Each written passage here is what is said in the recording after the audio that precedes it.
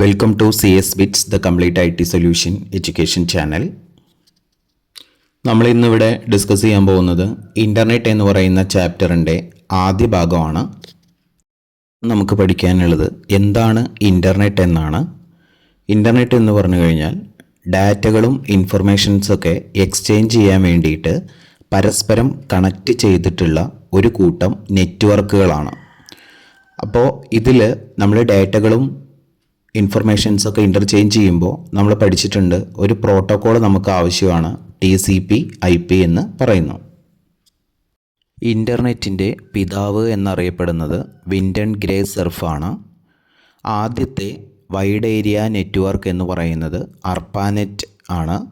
Advanced research project agency network എന്നുള്ളതിൻ്റെ short ഫോമാണ് അർപ്പാനെറ്റ്.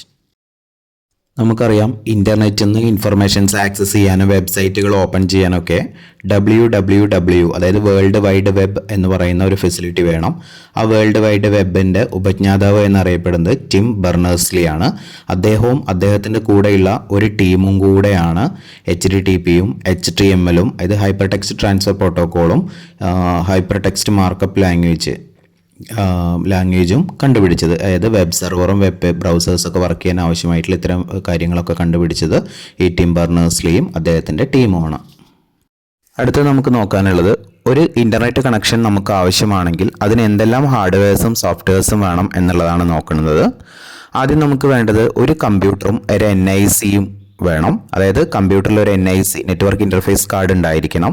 നമുക്കറിയാം എന്തിനാണ് NIC എന്നുള്ളത് നമ്മൾ വിശദമായിട്ട് കഴിഞ്ഞ ചാപ്റ്ററിൽ പഠിച്ചിട്ടുണ്ട്. നെറ്റ്വർക്കിനെയും കമ്പ്യൂട്ടറിനെയും തമ്മിൽ കണക്ട് ചെയ്യാനാണ് NIC കാർഡ് യൂസ് ചെയ്യുന്നത്. അത് വേണം. അതുപോലെ തന്നെ ഒരു ഓപ്പറേറ്റിംഗ് സിസ്റ്റം, കമ്പ്യൂട്ടറിൽ ഒരു ഓപ്പറേറ്റിംഗ് സിസ്റ്റം വേണം. ആ operating system TCP/IP protocol support ചെയ്യുന്നതുമായിരിക്കണം. പിന്നെ അടുത്തത് മോഡം ആവശ്യമാണ്. സിഗ്നൽ കൺവേർഷനാണ് നമ്മൾ പഠിച്ചിട്ടുണ്ട്. പിന്നെ ഒരു ISP അക്കൗണ്ടാണ്. ISP ഇൻ്റർനെറ്റ് സർവീസ് പ്രൊവൈഡർ അക്കൗണ്ടാണ്. അതായത് ഇപ്പോൾ നമ്മൾ മൊബൈലിലൊക്കെ ഇൻ്റർനെറ്റ് യൂസ് ചെയ്യുമ്പോൾ നമുക്ക് ഐഡിയ, BSNL, എയർടെലിൻ്റെ ഒക്കെ സിം ആവശ്യമാണല്ലോ. ആ നമ്പർ ഉണ്ടെങ്കിലല്ലേ നമുക്ക് ഇൻ്റർനെറ്റ് ആക്സസ് ചെയ്യാൻ പറ്റുള്ളൂ. അപ്പോൾ നമ്മുടെ വീട്ടിലോ അല്ലെങ്കിൽ കമ്പ്യൂട്ടറിലോ ഓഫീസിലൊക്കെ ഇൻ്റർനെറ്റ് എടുക്കണം എന്നുണ്ടെങ്കിൽ നമുക്കൊരു ISP അക്കൗണ്ട് എടുക്കണം. അതായത് ആ ടെലിഫോൺ കമ്പനിക്കാർ പ്രൊവൈഡ് ചെയ്യുന്ന ഒരു അക്കൗണ്ട്, ആ അക്കൗണ്ട് നമുക്ക് ഉണ്ടായിരിക്കണം. പിന്നെ അതുപോലെ തന്നെ ഒരു സ്പെഷ്യൽ സോഫ്റ്റ്വെയർ ഉണ്ടായിരിക്കണം. സ്പെഷ്യൽ സോഫ്റ്റ്വെയർ എന്ന് പറഞ്ഞു കഴിഞ്ഞാൽ ഇപ്പം നമ്മുടെ കമ്പ്യൂട്ടറിൽ അല്ലെങ്കിൽ നമ്മുടെ മൊബൈലിൽ ഇൻ്റർനെറ്റ് ഉണ്ട്, പക്ഷേ അതിൽ ഇൻ്റർനെറ്റ് എക്സ്പ്ലോററോ വാട്സപ്പോ അല്ലെങ്കിൽ മൊസില്ല ഫയർഫോക്സോ ഒപ്പറ മിനിയോ ഗൂഗിൾ ക്രോമോ ഒന്നും ഇല്ല എന്ന് വിചാരിക്കുക. നമുക്ക് ഇൻ്റർനെറ്റ് ആയിട്ട് ആക്സസ് ചെയ്യാനോ മറ്റുള്ളവരായിട്ട് കമ്മ്യൂണിക്കേറ്റ് ചെയ്യാനോ ഇമെയിൽ അയക്കാനോ ഒന്നും പറ്റില്ല. അപ്പോൾ ഇങ്ങനെ ബ്രൗസർ സോഫ്റ്റ്വെയറോ അതുപോലെ തന്നെ ഇമെയിൽ അയക്കാനുള്ള സോഫ്റ്റ്വെയർ, ചാറ്റ് ചെയ്യാൻ ഫേസ്ബുക്ക്, വാട്സപ്പ് പോലുള്ള സോഫ്റ്റ്വെയറൊക്കെ നമുക്ക് ആവശ്യമാണ്. ഇനി ഏതൊക്കെ ടൈപ്പിലുള്ള കണക്ഷൻസ് ആണ് ഉള്ളത്, ഇൻ്റർനെറ്റ് ഏതൊക്കെ ടൈപ്പിലുള്ളതാണ് എന്നാണ് അടുത്തത് നമുക്ക് നോക്കാനുള്ളത്. നമുക്ക് പ്രധാനമായിട്ടും 3 ടൈപ്പിലുള്ള കണക്ടിവിറ്റിയെ കുറിച്ചിട്ടാണ് ഇവിടെ പഠിക്കാനുള്ളത്. ഒന്ന് dial-up connectivity, wired broadband connectivity, wireless broadband connectivity. ഇനി എന്താണ് ഡയലപ്പ് കണക്ഷൻ്റെ പ്രത്യേകതകൾ എന്ന് നോക്കാം. ഇത് വളരെ സ്പീഡ് കമ്മിയായിട്ടുള്ള അല്ലെങ്കിൽ വളരെ സ്ലോ ആയിട്ടുള്ള ഒരു കണക്ഷനാണ് ഡയലപ്പ് കണക്ഷൻ എന്ന് പറയുന്നത്. പണ്ട് കാലത്ത് ഉപയോഗിച്ചിരുന്ന ഒരു കണക്ഷനാണ്.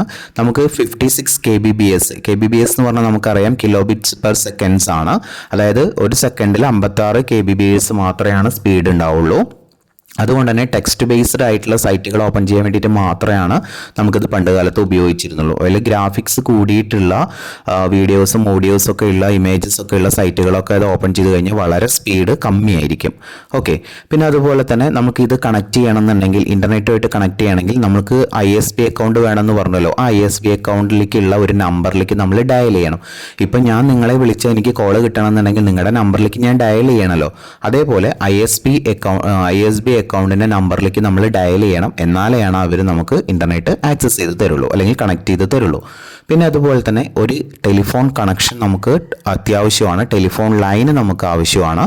ആ ഒരു ഫിസിക്കൽ ടെലിഫോൺ ലൈനിൽ ഉണ്ടെങ്കിൽ മാത്രമാണ് നമുക്ക് പറ്റുള്ളൂ. പിന്നെ അതുപോലെ തന്നെ ഒരു ഡയലപ്പ് മോഡം ആവശ്യമാണ്. അപ്പോൾ ഡയലപ്പ് കണക്ഷൻ എന്ന് പറയുന്നത് വളരെ സ്പീഡ് കമ്മിയായിട്ടുള്ള ഒരു കണക്ഷനാണ് ഡയലപ്പ് കണക്ഷൻ എന്ന് പറയുന്നത്. പിന്നെ വയേർഡ് ബ്രോഡ്ബാൻഡ് കണക്ഷനാണ്. വയേർഡ് ബ്രോഡ്ബാൻഡ് കണക്ഷൻ എന്ന് പറയുന്നത് ഹയർ സ്പീഡ് പ്രൊവൈഡ് ചെയ്യുന്ന ഒരു ഇൻ്റർനെറ്റ് കണക്ഷനാണ്. 256 kbps വരെയാണ് നമുക്ക് സെക്കൻഡിൽ ട്രാൻസ്ഫർ ചെയ്യാൻ, അത്രയും സ്പീഡിൽ നമുക്ക് ട്രാൻസ്ഫർ ചെയ്യാൻ പറ്റും. എപ്പോഴും ഓൺ ആയിട്ട് കിടക്കുന്ന, ആൾവേസ് ഓണാണ്. നമ്മൾ ISP നമ്പറിലേക്ക് ഡയൽ ചെയ്യൊന്നും വേണ്ട, നമ്മൾ പ്ലഗ് ആൻഡ് പ്ലേ എന്ന് പറയും. അതായത് കണക്ട് ചെയ്താൽ പിന്നെ ഇൻ്റർനെറ്റ് ആക്സസ് ചെയ്തുകൊണ്ടിരിക്കുക നമുക്ക്. ഓക്കെ, അതുപോലെ തന്നെ നമുക്ക് ഇൻ്റർനെറ്റ് സിഗ്നലുകളും വോയിസ് ഒക്കെ നമുക്ക് കണ്ടിന്യൂസ് ആയിട്ട് നമുക്ക് ചെയ്യാൻ പറ്റും. അതായത് ഇൻ്റർനെറ്റ് യൂസ് ചെയ്തുകൊണ്ടിരിക്കുന്ന സമയത്ത് നമുക്ക് കോളും ചെയ്യാൻ പറ്റും, കോൾ ചെയ്തുകൊണ്ടിരിക്കുന്ന സമയത്ത് നമുക്ക് ഇൻ്റർനെറ്റ് യൂസ് ചെയ്യാൻ പറ്റും. പിന്നെ നമുക്ക് ഇതിന് ആവശ്യമായിട്ടുള്ളത് ഒരു ബ്രോഡ്ബാൻഡ് മോഡമാണ്. ഇനി നമുക്ക് പോപ്പുലറായിട്ട് ഉപയോഗിക്കുന്ന ബ്രോഡ്ബാൻഡ് ടെക്നോളജീസ് ഏതൊക്കെയാണെന്ന് നോക്കാം. അതിൽ ഒന്നാമത്തെയാണ് ഇൻ്റഗ്രേറ്റഡ് സർവീസ് ഡിജിറ്റൽ നെറ്റ്വർക്ക് അല്ലെങ്കിൽ ISDN, cable internet, digital subscriber line അല്ലെങ്കിൽ DSL, ലീസ്ഡ് ലൈൻസ്, അതുപോലെ തന്നെ fibre to the home, FTTH എന്ന് പറയും. ഇനി നമുക്ക് ആദ്യത്തെ ISDN എന്താണെന്ന് നോക്കാം. ISDN എന്ന് പറയുന്നത് ഡിജിറ്റൽ ഡാറ്റകളും വോയിസ് ഒക്കെ കണ്ടിന്യൂസ് ആയിട്ട് 2 Mbps സ്പീഡിൽ ട്രാൻസ്ഫർ ചെയ്യാൻ പറ്റുന്ന ഒരു കണക്ഷനാണ് ISDN എന്ന് പറയുന്നത്. ഇപ്പോൾ ഡയലപ്പ് കണക്ഷൻസ് ആണെന്നുണ്ടെങ്കിലും നമ്മൾ ഇതിന് മുന്നേ പറഞ്ഞിട്ടുള്ള കണക്ഷൻസ് ആണെന്നുണ്ടെങ്കിലും kbps ഒക്കെയാണ് സ്പീഡ് ഉണ്ടായിരുന്നുള്ളൂ. ഇത് നമുക്ക് 2 Mbps വരെയാണ് സ്പീഡ് ഉള്ളത്.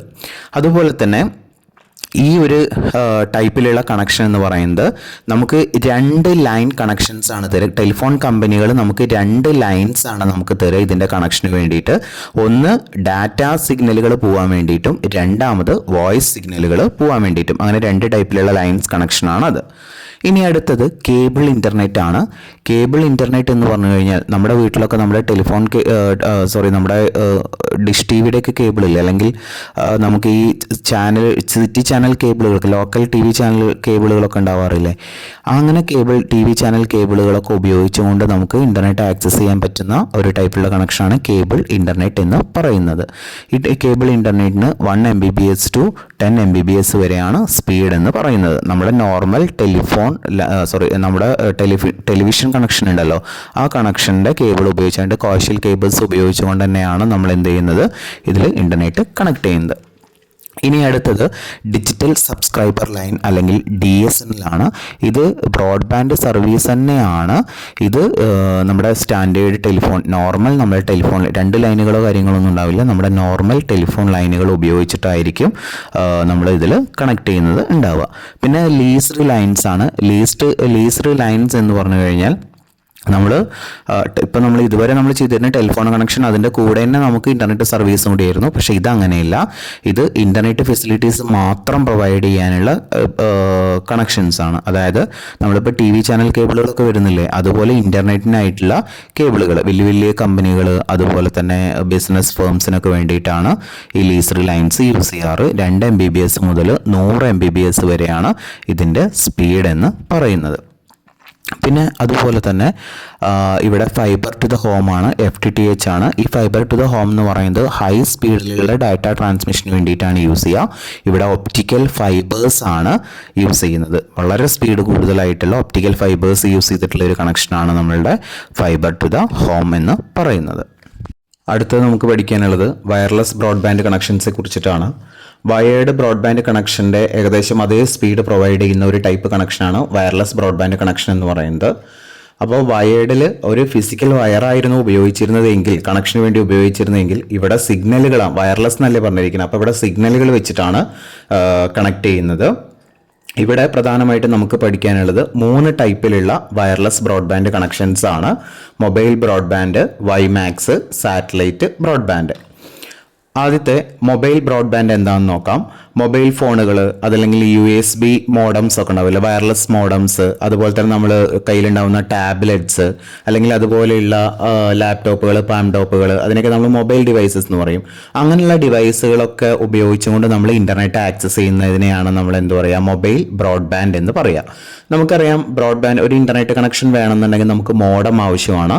അപ്പോൾ ഈ മൊബൈൽ ഫോണിൻ്റെ ഉള്ളിലും ഈ ടാബ്ലറ്റ്സിലും USB-യിലൊക്കെ എന്തുണ്ടാവും, അതിൻ്റെയൊക്കെ ഉള്ളിൽ മോഡം ഇൻബിൽട്ട് ആയിട്ട് ഉണ്ടായിരിക്കും. അതിൻ്റെ ഉള്ളിൽ തന്നെ മാനുഫാക്ചർ ചെയ്യുമ്പോൾ അതിൽ സെറ്റ് ചെയ്തിട്ടുണ്ടായിരിക്കും. ഇനി രണ്ടാമത്തെ വൈമാക്സ് ആണ്. അത് നമ്മൾ കഴിഞ്ഞ ചാപ്റ്ററിൽ പഠിച്ചിട്ടുണ്ട്. വൈമാക്സ് കണക്ഷൻസ് എന്താണെന്നുള്ളത് ഒരു മെട്രോപൊളിറ്റൻ ഏരിയ നെറ്റ്വർക്ക് ആണ് ഈ വൈമാക്സ് എന്ന് പറയുന്നത്. അതായത് ഏകദേശം ഒരു 50 കിലോമീറ്റർ ചുറ്റളവിൻ്റെ ഉള്ളിലുള്ള ആളുകൾക്ക് അല്ലെങ്കിൽ കമ്പ്യൂട്ടറുകളെല്ലാം വയർലെസ് ആയിട്ട് ഇൻ്റർനെറ്റുമായിട്ട് കണക്ട് ചെയ്യാൻ വേണ്ടിയിട്ട് നമ്മൾ യൂസ് ചെയ്യുന്ന ഒരു ടൈപ്പിലുള്ള ഒരു കണക്ടിവിറ്റി, വയർലെസ് കണക്ടിവിറ്റിയാണ് വൈമാക്സ് എന്ന് പറയുന്നത്. പിന്നെ സാറ്റലൈറ്റ് ബ്രോഡ്ബാൻഡ് ആണ്. സാറ്റലൈറ്റ് ബ്രോഡ്ബാൻഡ് നമ്മൾ കഴിഞ്ഞ ചാപ്റ്ററിൽ പഠിച്ചിട്ടുണ്ട്. അതായത് ഇൻ്റർനെറ്റ് കണക്ഷൻ കിട്ടാൻ വേണ്ടിയിട്ട് നമ്മൾ സാറ്റലൈറ്റ് യൂസ് ചെയ്യുകയാണെന്നുണ്ടെങ്കിൽ, അതായത് സാറ്റലൈറ്റ് ബേസ്ഡ് ആയിട്ടുള്ള സിഗ്നലുകൾ വെച്ചിട്ടുള്ള ഇൻ്റർനെറ്റ് കണക്ഷൻ ആണെന്നുണ്ടെങ്കിൽ അതിനെയാണ് നമ്മൾ എന്താ പറയുക, സാറ്റലൈറ്റ് ബ്രോഡ്ബാൻഡ് എന്ന് പറയുന്നത്.